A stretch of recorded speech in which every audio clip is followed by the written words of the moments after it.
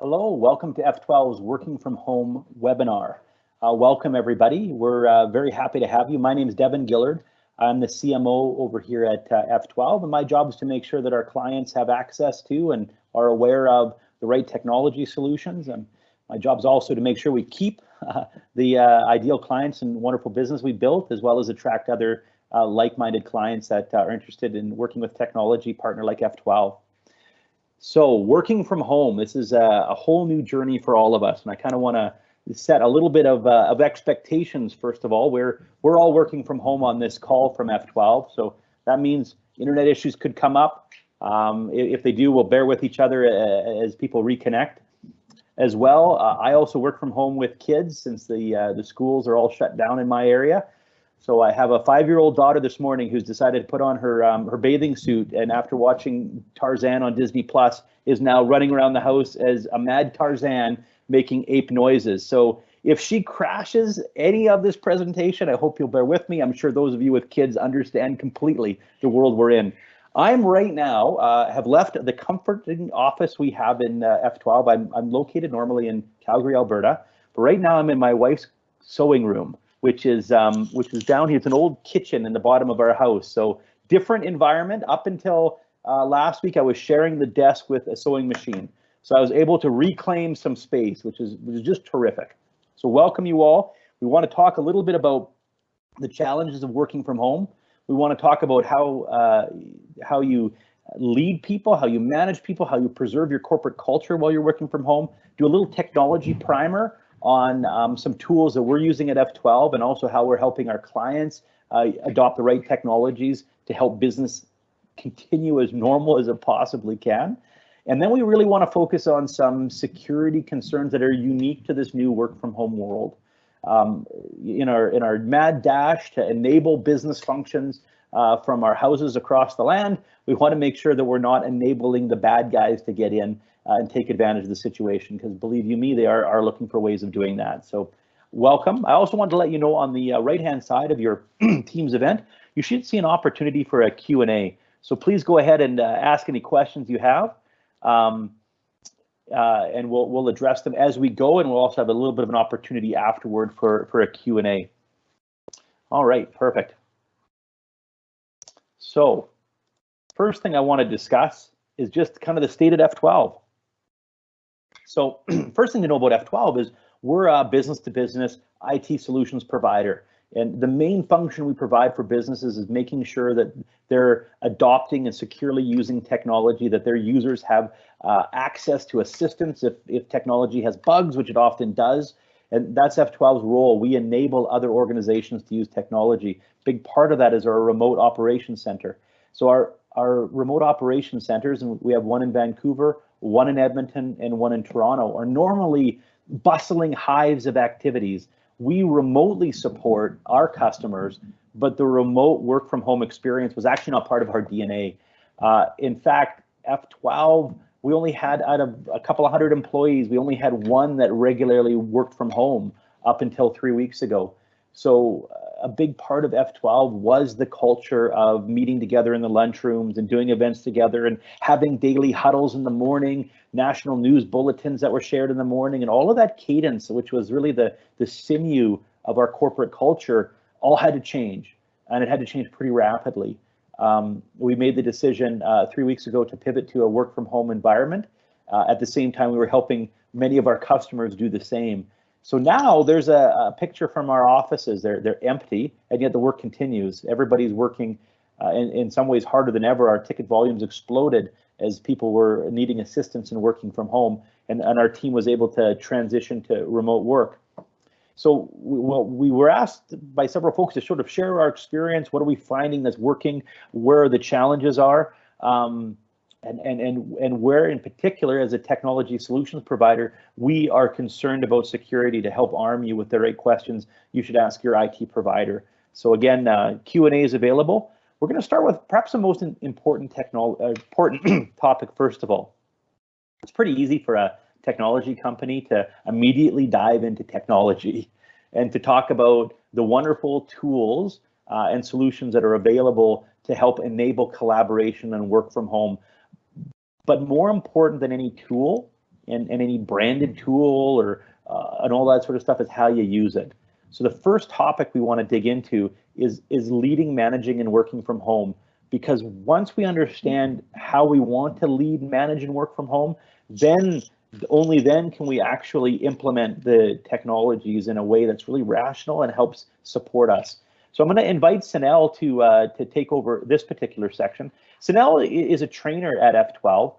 She has a long history in HR and human resources and helping to enable executive leadership in organizations so that they can best mobilize their workforce. One of the other things Sunelle's done for us is she's been a pivotal part of our pandemic advisory committee that we formed in order to help us manage how F12 was going to respond to the COVID-19 challenge. So Sunelle, I think you'll need to unmute yourself, and I'll give you the floor now to talk to us about leading, managing, and working from home. Thanks, Devin. So recently, the Globe and Mail published an article that cited that in 2018, job site Indeed did a study that found that 62% of Canadian employees were working from home in some way. So as Devin mentioned, working from home isn't necessarily a new concept. And for F12, having offices in different provinces, it's something that we were pretty used to on a day-to-day basis. However, with COVID and social distancing, what we saw was a much larger percentage of our workforce working from home all of a sudden. So today we want to talk about that shift and how we were able to kind of manage that process. So on this next slide here, what you'll see is a communication hierarchy. So when you're in the office, it's really easy to kind of pop over to a coworker's desk. You can ask them how they're doing, what their day's like, what's going on. We're not necessarily able to do that on the same level working from home. So how do you get their attention when it really matters? So for us, we have a ticketing system, and so that takes care of a lot of prioritization. But what we find with other organizations is that you're going to have an influx in emails and communication via things like Microsoft Teams or Slack. So having a communication hierarchy allows everyone to share the same language when it comes to priority. So for example, using language like immediate response required, immediate action required conveys the urgency of an issue, whereas please reply by conveys that an issue is still important, but maybe not as urgent, whereas FYI means, hey, this is a nice to know. So you can use these labels, putting them in front of the subject line of an email or a first message in something like Microsoft Teams to make sure that everybody's on the same page. So I think really a key takeaway for us was intentional communication and just really putting some thought into how your coworkers are receiving that information. So on the next slide, we talk about some additional tips for our leaders. And so you will find as a leader as well that you're not going to have those same visual and behavioral cues. So what I mean by that is normally when you're in the office and you can go and see how your team is doing, if a coworker, for example, had bags under their eyes, you'd ask how you're doing, what's going on. But when you're working from home, you may not necessarily be able to see this. So these are some additional tips that we gave our leadership team to make sure that they're going to be able to manage as productively as possible during this time. So we know that obviously, as Devin mentioned, that some of us have kids. Working from home is a new challenge. Some people will be caring for loved ones. Leaders need to be really flexible. That being said, we want to make sure that the core business hours don't fluctuate. And that's to ensure that obviously our customers have that same continuous experience. So for us, we made it really clear to our teams that those core business hours aren't changing. So if you were working 9 to 5 before, you're working 9 to 5 now. And that includes lunches and breaks. And in cases where we did allow for flexible arrangements, setting really clear conditions. So how long that arrangement goes on for, if it just applies to breaks and lunches, or if it's an entire shift of hours, just to make sure that we've got that coverage available. So again, we know that there's a lot going on with leaders right now. There's a lot of things to think about. Another thing to add to that plate is performance measures, and we know that that can be kind of stressful. But I think we've taken a really good approach with our leaders of just reminding them that they know what's important to their departments. And really now it's just about figuring ways to kind of check that without adding a ton of administrative cost. So an example I would give for that would be like with our projects team, providing status updates twice a day via email. Or for our more client-focused teams, like our service department, having our leaders kind of just do checks of their calls. We're making sure that the client expectations are still kind of being met. So whatever that looks like for your organization, the important part is just making sure that expectations are communicated clearly and that you're holding your team accountable.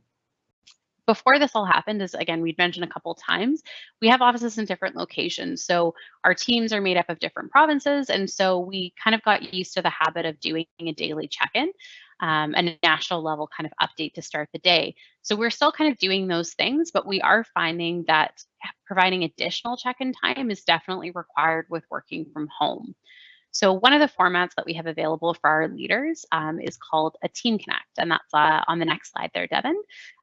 So in a Team Connect, we hear from leaders a lot of times that going into a meeting for 15 or 20 minutes, they just don't have the time or resources to be able to do that. Whereas a Team Connect is a 5-minute meeting. So it's a quick way to kind of see how your employees are doing and then how you need to prioritize your day as a leader. So always starting with an announcement.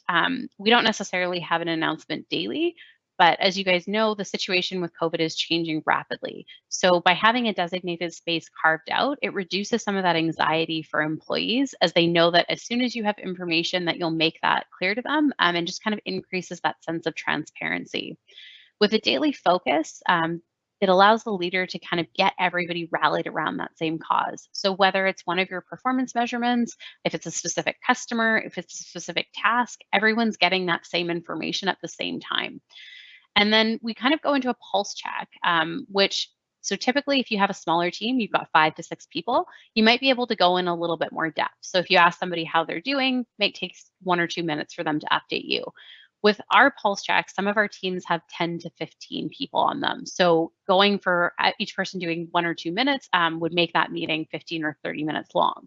So instead, we provide pulse checks, which would be questions like, how are you doing on a scale of 1 to 5? Or how are you doing? Describe it in 1 word. Or how do you think our customers are doing on a scale of 1 to 5? So it allows you to kind of just get a quick gauge of the situation. We highly recommend with our leaders here that you provide a follow-up. So if somebody says that they're not doing well or they're stressed or anxious, that would be the first person that you would then call after this meeting is done. But at least it kind of allows you to have the information you need to prioritize what your day looks like. And then finally, just asking if there's anything that you need from me. We found that for our leaders, we also have had to be really flexible with our own arrangements.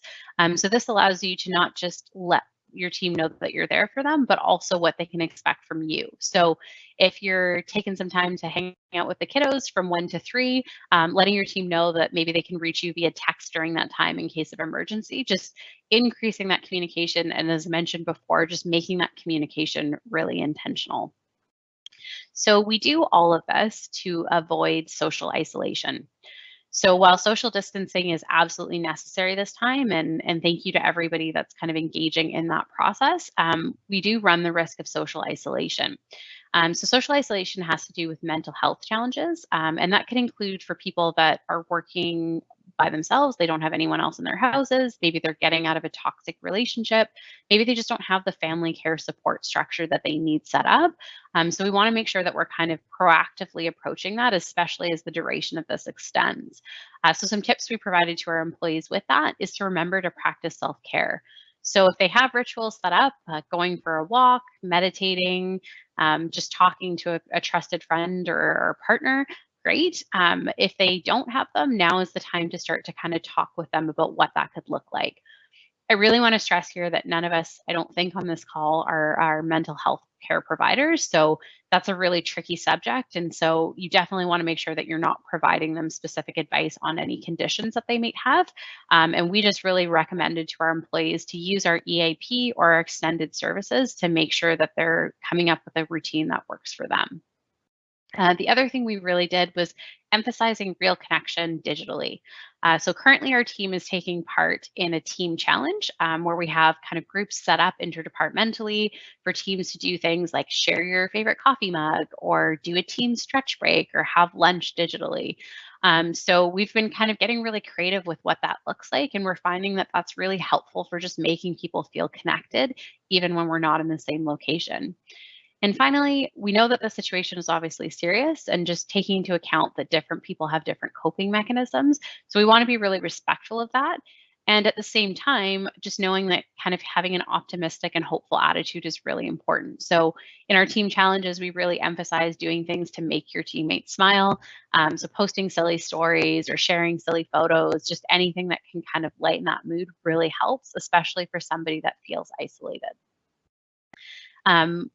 One of the things I'm really proud of with our organization is just the priority that we put on our employees. I think we always do, but in this kind of process, we really emphasize their well-being, and we know that probably most of you have as well. But that being said, we also know that as a business, we have to stay productive during this time and make sure that we're still taking care of our clients. So some additional tips that we provided to our employees to kind of emphasize productivity are dressing like you're going to work. So as tempting as PJs can be, just reminding them to dress professionally and kind of keep that same routine they would have as if they were going into the office. And then again, looping full circle to what we talked about at the beginning of intentional communication. So asking questions early, because there's additional layers now with more emails kind of pinging back and forth, and just reminding them that if they do have a question, to just be really specific. So whether they're using hierarchy labels or kind of communicating in a way that the leader has specified, and avoiding generalities like when you have a chance to, making sure that employees are asking for what they need when they need it by, really helps us as leaders to support them in this process. So that is it for me. I think we're kind of saving questions to the end, so I'll throw it back over to Devin. Thanks very much, Sunelle. Pardon me.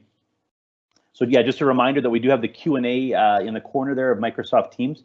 Wanted to talk a little bit about a technology primer. Some of this may be a review for you, but we really wanted to explore the technology landscape and the benefits and disadvantages to some different technologies that you may have heard of or you may be using.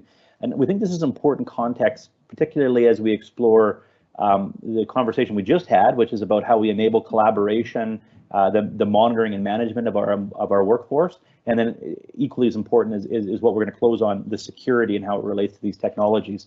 So first off, let me just make sure I finish my slide here. There's remote access, and these technologies by and large have been around for a while. Most people are familiar with them. One is remote desktop or virtual desktop, and this is where whatever device you're using at home or away from the office, you're remotely controlling a real desktop or a virtual desktop in your environment. It provides a lot of familiarity. You have access to all of your applications. It's as if you're in the office, only your keystroke and your mouse movements are transferred up to your office or up to the data center where everything's being held. And then the visual, your monitor in effect is coming back, and audio as well is coming back to you. So the wonderful thing is anything you had in the office, your QuickBooks, or your Simply Accounting, or your ERP application, or access to all of your files, or your favorites, or all of those customizations are available remotely. It works really well if you have applications that are customized to run your business. Where it isn't so great is for really high graphics intense applications. It depends on internet bandwidth, and there's something we nerds call latency. That's the time it takes for the information to come from wherever you are back to wherever your remote desktop is, and then back to you. There's always a delay because data can, in an ideal scenario, only ever move at the speed of light, and the reality is it moves considerably slower than that. So there's that experience you can have depending on the speed of your internet where there's a slight lag to what you do. That is enhanced, and that it can be quite frustrating if you're dealing with graphics intense applications, video editing, things along that line. But for everything else, it works fairly well. Then there's another technology called a VPN, or a virtual private network. What that does is create a secure tunnel between the machine you're working on and the office or network environment that you're connecting to. All the communication between both points is encrypted. That's a secure location, but you are effectively joining your home device or home network into your office environment or office network. And Calvin Engren, our CTO, would like to highlight some aspects regarding that technology. Third technology is just software as a service. So this has become an option really with accelerating frequency over the last 5 or 6 years. This is where you're no longer, your primary business applications are no longer running in a client server environment in your office. They're actually hosted in the cloud. So instead of a process management piece of software that you have in your office, you're using perhaps NetSuite or Microsoft Dynamics CRM or Salesforce, etc., or QuickBooks Online. So software as a service, of course, it effectively doesn't matter where you are. You're able to access it through the through any internet connection.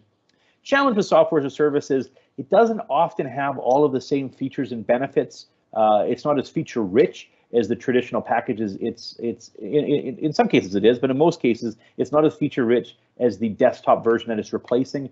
It's also always a little slower, a little clunky, because you're operating through often an internet browser. So you can do things a lot quicker, generally speaking, in most cases with an application than you can through a web software as a service application. The world's changing and some of those limitations are being improved.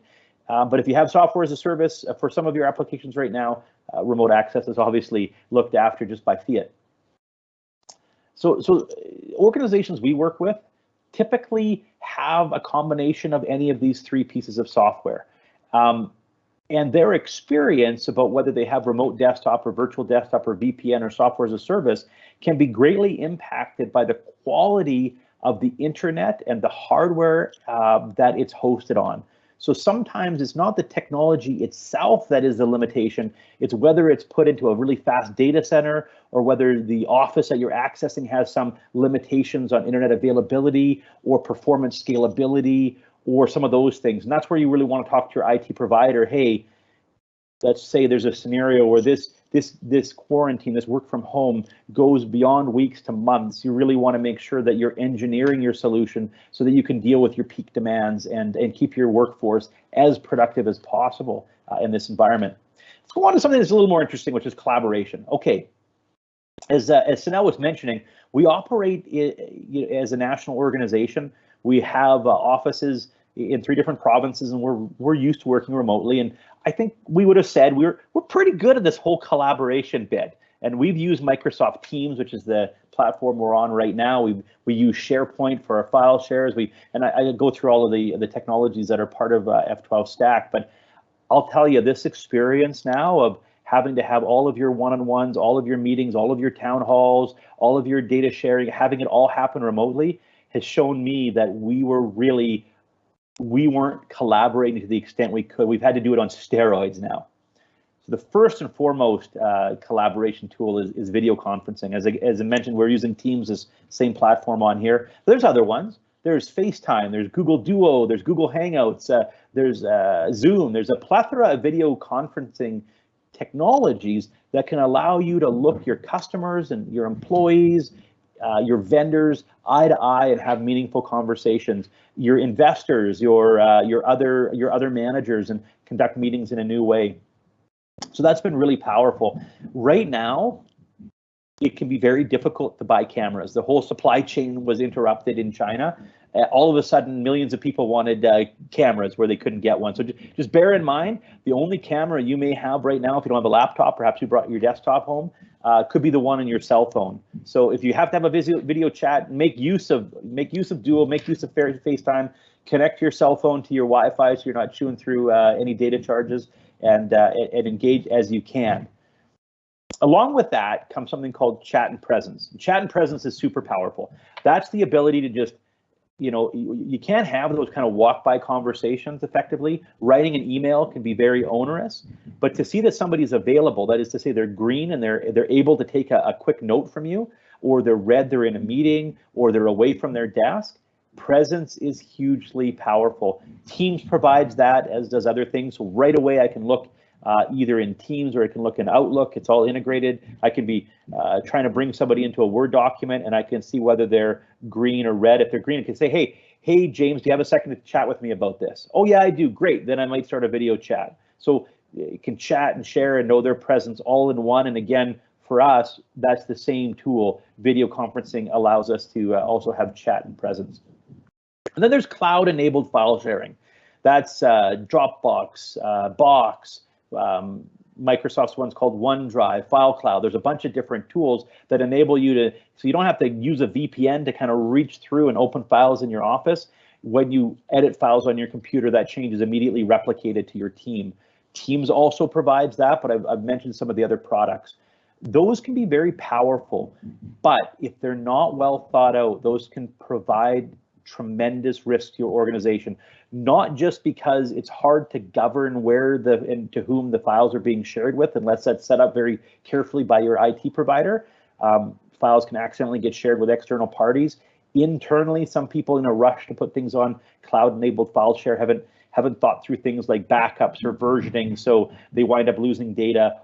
Or worse, they've kind of put it up there, security hasn't been in place. All of a sudden, the sensitive internal files, maybe HR files, payroll files, etc., could be exposed to others in the organization, that it's not really helpful to your culture for that to be exposed to create issues. So cloud-enabled file sharing, very powerful tool. Love it. Just approach it with wide eyes and with a really strong conversation about governance and security and data management. And finally, web-based productivity suites like SharePoint and others. There's so many that can enable you to work together, co-author, co-edit, be able to do things like run events like this, which is built into Teams, so you can, maybe you've got a board of directors meeting or a shareholder meeting or something like that coming up soon, or you just want to get a hold of your clients or have an opportunity to interact with them. Teams events or other tools like that are really powerful for staying in touch. In fact, through all this collaboration, what we found at F12, and this I did not foresee, was we've been drawn together from all of our locations in ways we didn't imagine. So people have spontaneously set up events like, hey, Thirsty Thursdays, they get together, 80 people grab drinks, and we're on this crazy video conference discussion last Thursday. It went on for 3 hours. There was laughter. People are isolated, and they use this technology not just for the functions of work, but to make themselves feel less isolated, and to connect with themselves and our clients, which is incredibly powerful. And now we've got people from Nelson, British Columbia, connecting with folks in Toronto and sharing laughs together on a Thursday or a Friday night, or involved in Teams challenges. So that collaboration hasn't been a weakness. It's actually, I'm proud to say it's enhanced F12's culture and unified us in a way we haven't before. We also use this same forum to make sure we know our staff are concerned about their job. They're concerned about what's happening. So we started setting up a weekly CEO, grab a coffee, enjoy it with the CEO, doing an event where people can ask questions of our CEO and receive answers on those sorts of things. And that's just, demystified a lot of the thinking that some of our staff had, allowed us to get ahead of rumors, allowed us to really be honest with everybody and have them have a new feel with everybody. So wanted to let you know about that. Again, we have the Q&A in the side there, if you have any questions about collaboration. We're going to start pivoting now to a little bit of a conversation about technology. So it's great to think about all of the technology that we have access to and collaboration tools and all the rest. But as we say in this slide here, criminals don't self-quarantine or self-isolate. They're looking at this as an opportunity. And in some cases, they're thriving both with the consumers and their heightened desire to click on links about COVID-19, but also with businesses, as they know people are now not in the same office and are working remotely. So it's with my pleasure to introduce Calvin Engen. He's the CTO of F12. He regularly speaks at events across the country about cybersecurity. So Calvin, please unmute yourself, and you have the floor, sir. Excellent. Thank you, Devin. So as the Chief Technology Officer of F12, I certainly love technology and and what it can do to enable businesses. And I'm really passionate about cybersecurity as a topic. And what my team and I do on a daily basis is look at how we can protect F12 and, more importantly, our clients. Keep their data safe and secure. And we support a number of different verticals across Canada, thousands of users, over 900 unique clients, and we see a lot of different attacks. And so, my intent of the presentation is really just to highlight cybersecurity. I want to leave you with some information that you can take back to your team. Start asking the right questions on how to protect you and your employees and your clients during this time.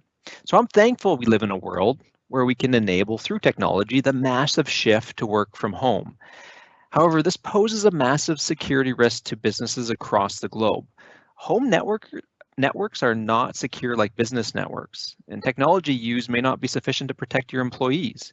Training is often inadequate to identify malicious attacks, and the cyber criminals are not stopping. They've been working from home for years. And so some cyber crime organized groups have said that they stop targeting hospitals and frontline workers, and I suppose we can take a bit of solace in that. However, they are poised more than ever to take advantage of the current circumstances. And so what I'd like to discuss is some of the security considerations you should be thinking about. And so VPNs, Devin mentioned, are a great way to enable remote work. However, they should be used with trusted business devices that have your company security controls enabled on them. There are many internet connected devices typically within your home network. You could have smart light bulbs, smart plugs, smart cameras, fridges, TVs, smart speakers, you name it.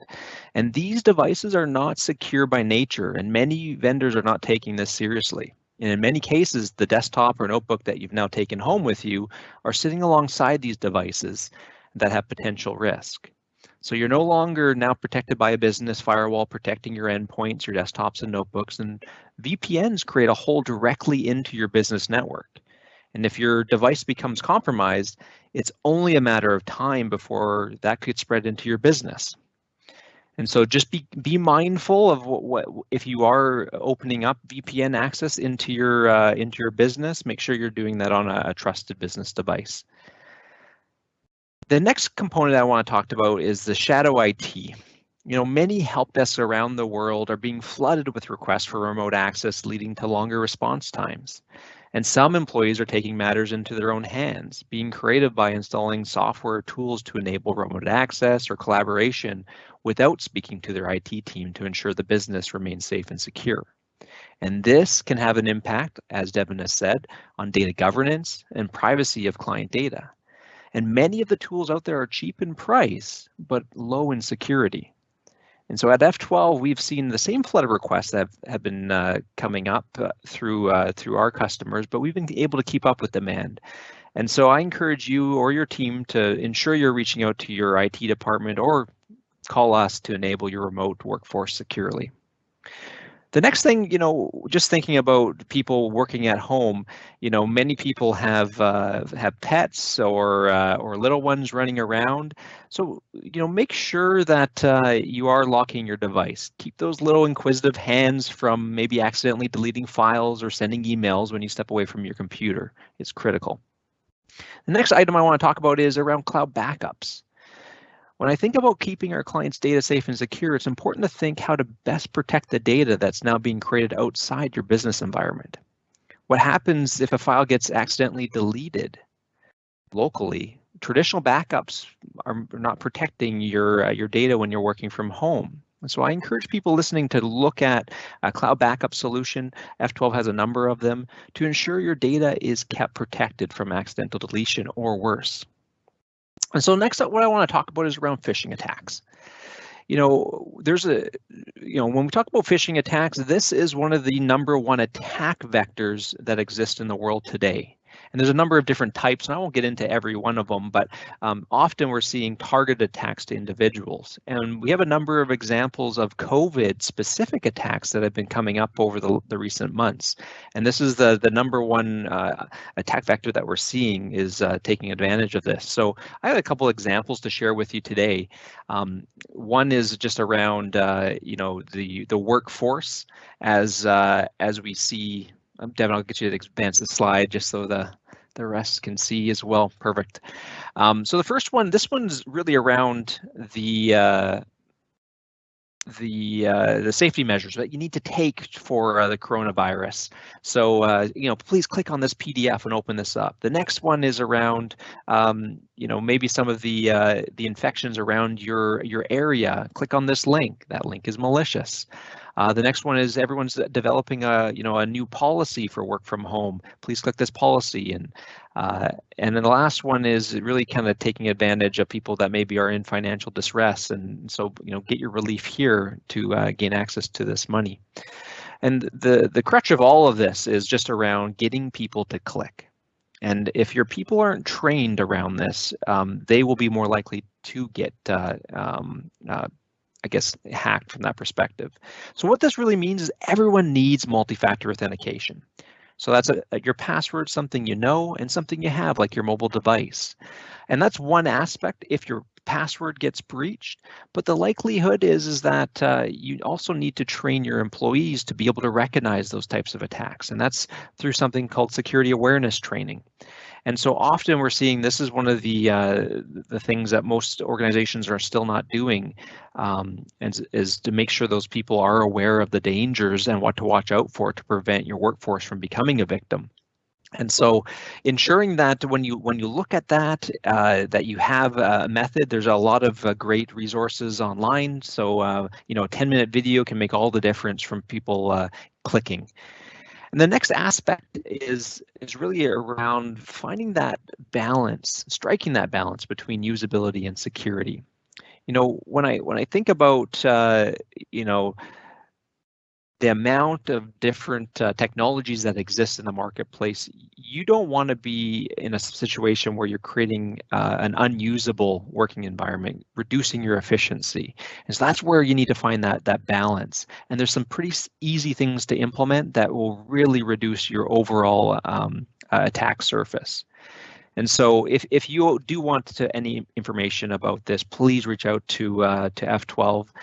We have a number of options to protect your workforce, but I really want to leave you with 3 points. And so the number one is security awareness training, so your employees can be equipped with knowledge to protect themselves. Ensure that you have multi-factor authentication, especially if you're going to start using some of these new technologies that exist out in the marketplace today. Ensuring that your password is not the only way to get into those accounts is critical. And then the last item is around cloud backups. Make sure that your data is protected, especially if it's being created outside the four walls of your organization and it's being created locally on some of these devices. That way we can ensure that that data is protected in the event of accidental or malicious intent. And so with that, I'd like to pass it back over to Devin. He'll wrap us up and bring us over to the questions. Yeah, thanks very much, Calvin. Excellent information. I just might add to that a tip people can have when you're talking to your IT people, whether they're internal IT people or an outsourced IT company. Sometimes people want to ask, hey, is this secure? And I just want to perhaps suggest that that's the wrong question. It's not a question of is it secure, but how secure is it? And maybe just phrase the question in a different way. And these are the two questions I recommend. One is, what risks am I opened up to by working in this manner, however they're setting up your remote access? What risks am I opened up to through this technology? Second question is, what can we do to mitigate those risks? And that will help your IT provider, your IT support person internally or externally, not get into a defensive stance, but really work with you and explore options that can help to mitigate the risk. Because let me tell you, whatever you're doing, there are some risks. And that's what Calvin was really explaining about, some really key ways in which we can mitigate those risks. Calvin, we had a question come in. When working from home, is the computer accessing my network remotely secure? And what measures should I take to ensure security? Yeah, that's a hard question to answer without knowing specifically how your remote access is set up. So if you're using a home device and you have maybe a VPN connection, then for sure that could have some risk associated with it, especially if the VPN is set up in a way that basically just opens up unfeathered access. So it's just really just a giant hole back into your business network. And that's the most dangerous type of VPN setup we've seen. And so ensuring that you're only opening up just the ports and things like that to enable access. So certainly if you have questions, if you are a current customer or potentially a customer that's looking, we can definitely walk you through that. If you are connecting via remote access, so maybe you're remoting into a computer, there is some specific ways to have that set up as well. Some technology called remote desktop gateway. That's the most secure way to go through, as opposed to just having open RDP access onto the internet. There's been a number of attack vectors that take advantage of that type of technology, and so we're solely recommending a remote desktop gateway to ensure that those endpoints are protected behind it. Thanks very much, Calvin. So now we have a question probably all of us could address, but maybe we'll start with you first of all. It's just about this whole, working from home. We're generally, when we were in our offices, we could more or less see if somebody's slacking off or if their productivity is high, or even how their mood is, or how they're treating our customers in turn, internally and externally. So the question is, do you employ any monitoring software to ensure your employees are productive? And if so, what would you recommend? Yeah, so we don't have any monitoring software. We find that with our leaders checking in with people on a daily basis, like if not every 2 or 3 times a day, that's not really an issue for us. We also have time tracking, especially for our projects and our billable work. So we're able to kind of get a really good picture of what an employee's day-to-day life looks like. And so, yeah, I personally am not a fan of them. I think it kind of creates a weird trust kind of issue, but I don't know obviously the specifics of the situation and why that might be necessary, but yeah, I don't, yeah, I wouldn't recommend it. I don't know any of any, but yeah, I think obviously that would be something you could reach out. I know there are apps that do that, so. Yeah, actually, I'll maybe tag on to that. And so we actually do have a number of monitoring tools in place from a security standpoint. Now, if you're looking to ensure that employees are productive, Sunelle has hit it. We got a number of measurement